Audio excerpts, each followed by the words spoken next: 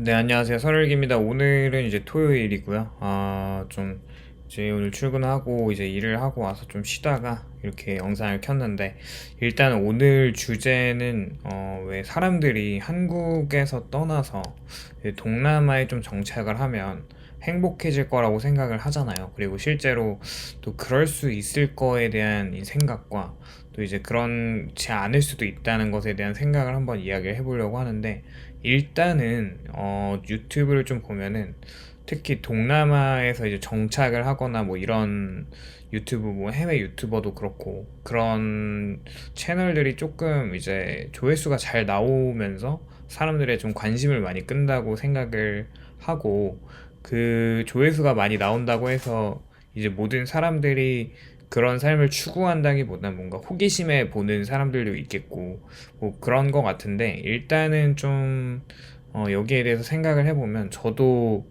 이제 뭐 동남아 치앙마이, 그 태국의 치앙마이에서는 한 달 정도 산 적이 있는데, 일단 이제 영상에서도 많이 그 경험을 간접적으로 하기도 하면서 직접 가서 살아보면서 느낀 점은, 이제 한국에서 사는 그런 어떤 인프라들을 다 누릴 수 있고, 이제 식비가 또 저렴하잖아요. 또 이렇게 좋은 날씨에 그 시즌에 가면은 굉장히 좀 좋은 삶을, 행복한 삶을 살아갈 수 있다고도 생각을 했습니다. 그리고 가서 실제로 행복하기도 했었고요. 근데 이제 본질적으로 왜 사람들이 좀 우리나라에서 멀리 떨어진 곳에서 행복을 느끼냐 생각을 해봤는데, 뭔가 이 한국 사회가 주는 압박과 이 탈출 욕망이 있는 것 같아요. 이렇게 먼저 출발점을 보면은 한국 사회에서 많은 사람들이 이 해외, 특히 동남아를 떠올리는 이유가 거기가 좋아 보이는 것도 있지만, 한국이 힘들어서인 경우인 거죠. 한국이 경제적으로는 선진국인데,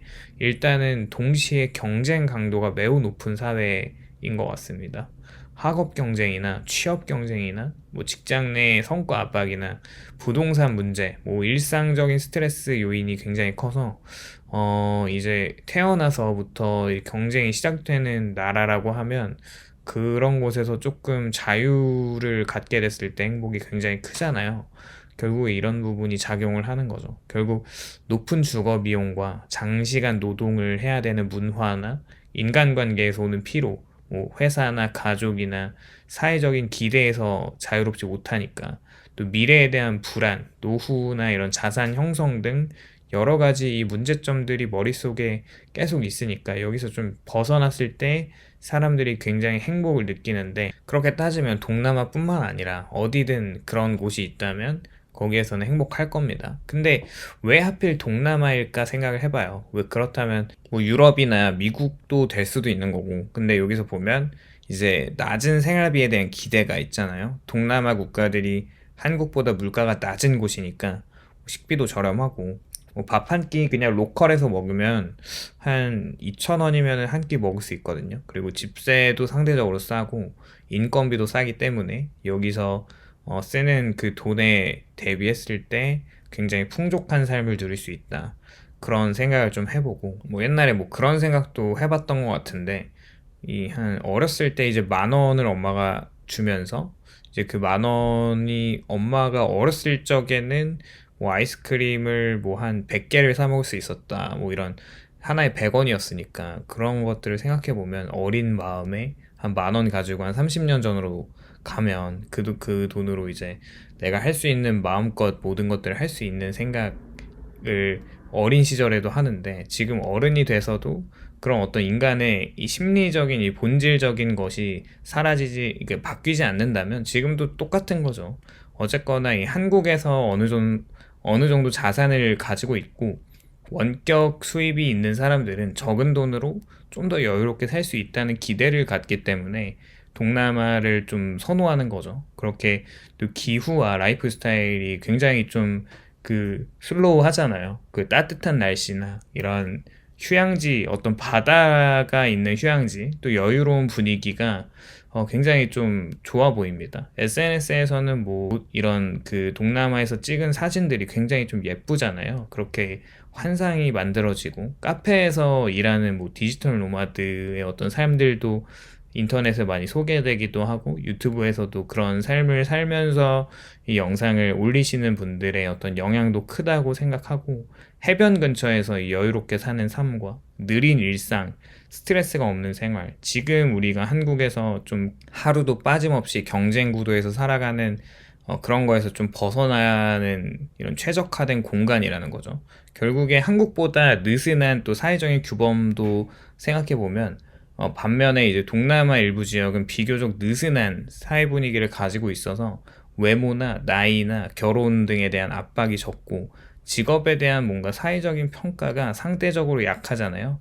이러한 점은 이제 나를 평가하지 않는 사회에서 살고 싶다는 욕구와 맞닿아 있는 것 같습니다. 그래서 이제 불행하다는 삶을 생각해 봤는데, 내 주변에 나에 대해서 이렇게 평가하는 사람들이 많다면 그게 좀 불행해지는 것 같습니다. 그래서 아무리 성공 궤도를 달리더라도 주변에서 나에게 참견하는 사람들이 많다면 그것만큼 불행할 수 없다고 생각을 하고, 그래서 사람들이 인간관계에서 자유로움을 찾고 싶어서 그냥 혼자 있는 시간을 계속 요즘에는 찾고 인간 디톡스 그런 시간들을 가지는 게 이해가 됩니다. 결국에 실제로 이 동남아에 가면 행복할 수 있을까라고 생각해 보면, 결론부터 말했을 때 가능하다고 생각하는데 조건이 좀 중요한 것 같아요. 결국에 수입의 구조가 안정적인 경우에 한해서는 매우 행복해질 수 있다고 생각합니다. 뭐 이거는 어느 나라를 가던 이제 소득을 수익 창출을 할 수 있는 게 확실하다면, 그리고 이제 경제적인 자유가 달성이 가능하다면 어디서든 행복할 수 있겠죠. 근데 이 동남아 같은 경우는 생활비가 그렇게까지 많이 필요하진 않기 때문에 원격으로 할 수 있는 뭐 프리랜서나 뭐 컨텐츠를 제작한다는 등 뭐 유튜버가 되면서 수익이 좀 일정하게 나오는 어떤 그런 수익 파이프라인을 만들고, 뭐 배당이 나오는 뭐 이제 얼마의 자산을 일구어서 뭐 월에 한 100만 원 정도 뭐 이렇게 추가적으로 소득을 얻을 수 있는 어떤 파이프라인이 구축이 되면은 괜찮지 않을까 이런 생각도 해보고, 또 그렇게 한국보다 낮은 비용으로 뭔가 좀 쾌적한 집에서 많은 여가 시간을 즐기고 더 다양한 경험을 누릴 수 있기 때문에 행복할 수 있다고 생각하고요. 또 기대치를 또 현실적으로 조정하면서 행복해지는 사람들의 공통점이 그냥 꼭 동남아를 천국으로 보지 않는다는 건데, 그냥 인프라가 솔직히 한국보단 불편하잖아요. 행정도 비효율적일 수 있고 뭐 의료 시스템도 제한적일 수 있어서, 이런 현실을 알고도 그냥 이게 나에게 좀 더 맞는다는 판단을 내리면 만족도가 높아질 수도 있다고 생각합니다. 그리고 또 고립된 삶을 견딜 수 있는 경우에도 괜찮을 것 같은데, 해외 생활에서 좀 가장 큰 변수가 인간관계라고 생각해요. 저도 이제 해외에 좀 있다가 온 적이 있는데, 가족들과 떨어져야 되고 한국 친구들과의 거리가 생기고 현지인과 깊은 관계의 형성이 어려워서, 이런 상황에 스스로 삶을 꾸릴 수 있는 사람은 비교적 안정적으로 정착을 할 수 있다고 생각합니다. 근데 꼭 행복할 수 있는 사람만 있는 건 아니고 실패하거나 불행해질 수 있는 경우도 있죠. 결국에 모든 결정은 좀 환상에, 좀 내가 그 기대치가 높고 뭔가 이 잘못 판단하는 그런 결정에 의해서 이렇게 해외로 가는 결정을 하게 되는데, 사실 그 대부분의 어떤 보여지는 그런 SNS 상이나 유튜버에서 올라온 것들이 편집된 현실이라는 거죠.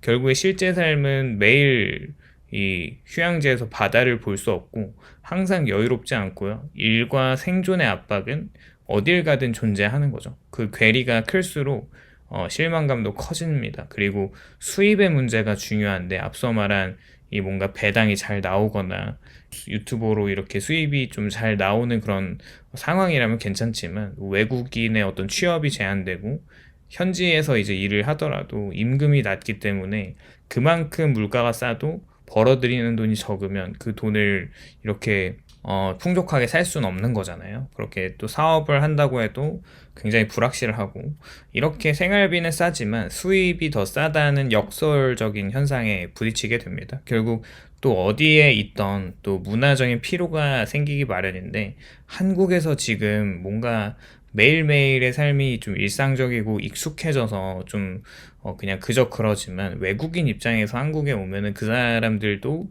이 한국에 대해서 굉장히 우리는 그냥 무미건조하지만 그분들에게는 또 되게 새롭고 되게 즐거운 경험이잖아요. 그만큼 우리도 동남아에 가면 그 삶이 굉장히 좀 좋아 보이지만 시간이 흐를수록 인간은 또 환경에 바로 적응하기 때문에 그런 일상적인 걸로 바뀌게 되는 거죠. 결국 뭐 이런 것들을 생각해 보면은 어딜 가든 좀 똑같은 이런 문제 그렇게 마주하게 되는 현실이 나타나는 것 같습니다. 근데 그렇게 생각해 보면은 행복에 대한 좀 본질의 오해로부터 생각을 해보면 문제의 핵심이 동남아나 이제 한국이라기보다는 그냥 행복은 환경이 바뀌면 자동으로 생긴다라기보단 많은 경우는 그렇지 않다는 거죠. 그냥 뭔가 도파민이 분출되는 그런 현상으로 순간 행복한 상황이 나타날 수 있지만 그게 뭔가 지속 가능하진 않다고 생각해요. 결국에 스트레스의 원인을 한국으로 단순화한다는 점은 좀 이제 오류를 범할 수 있다고 생각하고 결국에는 이렇게 동남아 이주라는 게 행복을 좀 보장하진 않지만 행복할 수도 있다고 생각을 하고 그러니까 자신의 좀 상황, 자신의 상태를 잘 파악하면서 선택을 하는 게 좀 중요하다고 생각을 하고 있습니다. 행복할 수 있는 사람을 좀 생각해 봤는데, 이런 어떤 비교에서 좀 벗어날 수 있는 거는 굉장히 큰 장점이라고 생각해요.